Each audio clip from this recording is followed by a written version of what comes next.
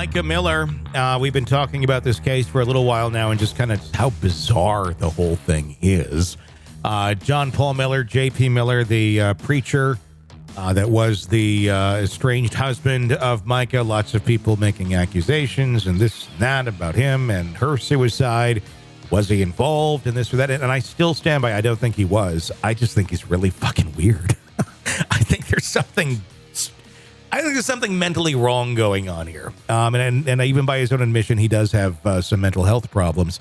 But other than extreme narcissism and trying to find a way of getting attention based on the death of your wife, I don't know that there's a whole lot more to it than that. The family of Mica Miller has reached a settlement with her estranged husband, South Carolina pastor John Paul Miller, 3 months after her death.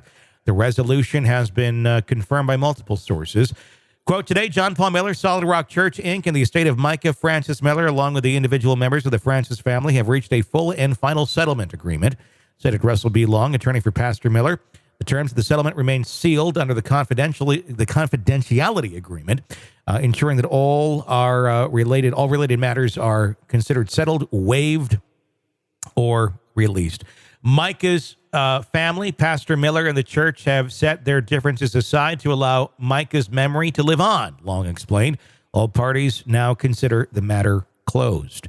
Reflecting on the tragic circumstances, Long added, unfortunately, we do not know every piece of information leading up to the death of Mica. We do know that her life served a purpose. Those that have spent every Sunday morning protesting outside of Solid Rock Church, chanting justice for Mica, should recognize this time of healing and move on with their lives. We only ask that you remember Mica as a wonderful, beautiful soul that she was. Regina Ward, the attorney representing Mica's family, expressed similar sentiments and statements to local media outlets. The Post and Courier, the Sun News, and CBS affiliate WBTW-TV said, we do not want the Francis family or anyone to be dragged through litigation for years, Ward said. We want to put this behind us and move on to the next chapter that matters. When we say that we've gotten justice for Mica as a result of this settlement, it is true. Mica's body was found at Lumber River State Park in North Carolina on April 27th. Her death, ruled a suicide by the medical examiner, sparked widespread debate and online conspiracy theories. The Robeson County Sheriff's Department had to address those theories, reaffirming the cause of death as suicide. In a recent interview on Banfield on News Nation, John Paul Miller addressed the speculation surrounding his relationship with Mica. Quote, it feels like people don't care to hear the truth, he said. He also denied allegations of tracking his late wife, slashing her tires, and posting a topless photo of her, despite a previous letter in which he appeared to apologize for such actions. Yeah. At the time of her death, Mica and John Paul were in the process of divorcing, as reported by ABC 30. The Robeson Family Sheriff's Office also confirmed that the couple was separated and estranged. In the weeks leading up to her death, Mica had posted a video on Facebook discussing abuse and offering advice on those in abusive relationships. The video, of course, added another layer to the public's interest in the case and the subsequent settlement. With this settlement, both families hope to move forward and remember Mica for the positive impact she had during her life. This is a case where you can't necessarily prove abuse. Obviously, she's claiming that there was, and she does, in that video, the family had claimed that there was. But at what point, what's the responsibility or what's the culpability for someone if they, and I'm not saying he was, but if someone is abusing another person and they decide to take their own life because of that abuse or in combination with their own mental health issues, feel that there's no other way out, should that person be prosecuted for that abuse if there in fact was the abuse? Or if it's like John Paul has said, this is someone who was really out there in their thinking and was thinking there was abuse when there wasn't abuse. And nobody really truly knows the answer to that question other than those two. So where do you go with something like that? Well, I stand by my initial thought on this whole thing. And that was, why do we know anything about these people? Yeah. This should have been a very private thing that ended up on social media. It ended up in our hands. It ended up in People Magazine's hands. everybody knows about this story. Yeah. And it just should have been something that was a private matter. It should have been, it's a horrible tragedy. This young, vibrant woman killed herself, and was going through some things. And I don't know why we have to know everything about everybody's lives. Maybe that sounds like an old person's way of addressing things, but not everything needs to be on social media. And No. I used to be somebody that revealed everything on social media. Now I'm just stepping back going, it's none of your fucking business. Yeah. No, I agree. And if John Paul weren't so bizarre in the way he expresses things, yeah, I feel like he makes some points.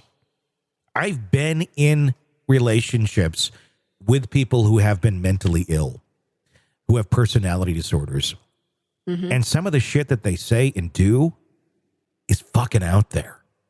Yeah. I've never been in a situation where anyone's been thinking of abusing them or something like that, but their thinking is so far off balance, and it's triggered by things that have nothing to do with reality, and it's nearly impossible to pull them back from situations like that, other than just try to be a voice of reason to them and help them either stay on their medication, get on medication, and that's a fucking nightmare in itself if anyone's ever been in there. So I do understand some of those arguments that he's making, but then he goes off the fucking deep end half the time in his interviews, and it makes him look like he's nuts.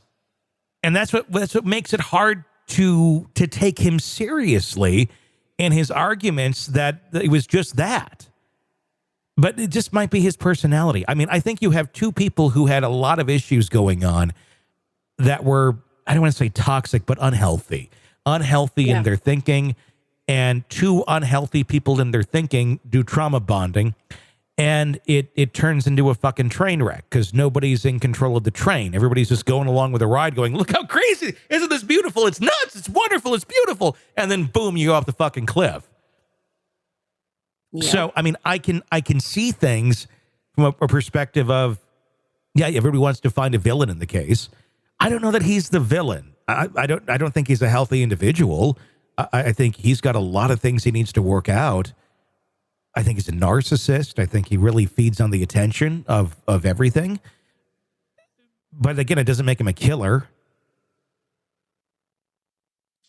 No, and he was somewhere else when she died, unless it was an automated gun that, he didn't kill her. I don't see any reason why he would have had her killed. I don't see any reason why he would kill her. But I guess it goes back to the, did the abuse drive it? But again, how do you prove that? Was there abuse, number two, or was this something where it was kind of somewhat in her mind? I don't know. I mean, it seems like there's a lot of issues with both of them. And I can't imagine that behind closed doors, this was a super healthy thing that was going on.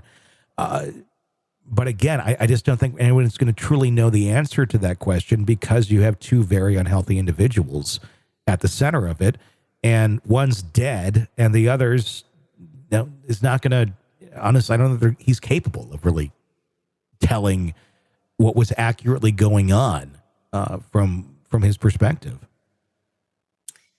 Yeah, it's just a horrible situation. And, like you said, he's not the most functional person. She wasn't the most functional person.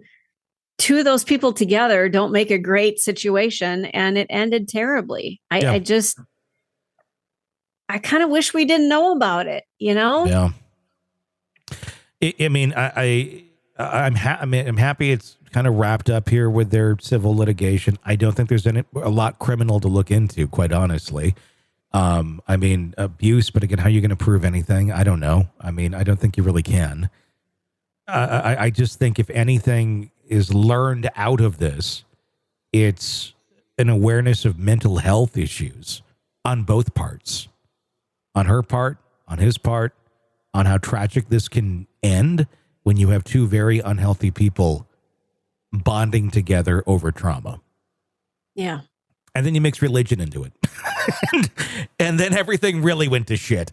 But it's a fucked up story. But weird behavior does not make a murderer. But it certainly makes you, raise an eyebrow and go, okay, there's a lot of mental health issues that a lot of people suffer from. And if we could find a way to help them and reach those people before things get way out of hand, I think we'd be in a better place. Want to listen ad-free? Want advanced access to all of our interviews before anyone else? Become a True Crime Today Premium Plus subscriber on Apple Podcasts. You get every episode commercial-free. So you can binge on true crime until you can binge no more. Search True Crime Today Premium Plus on Apple Podcasts now, or go to our podcast page and sign up now. More of the Hidden Killers podcast next.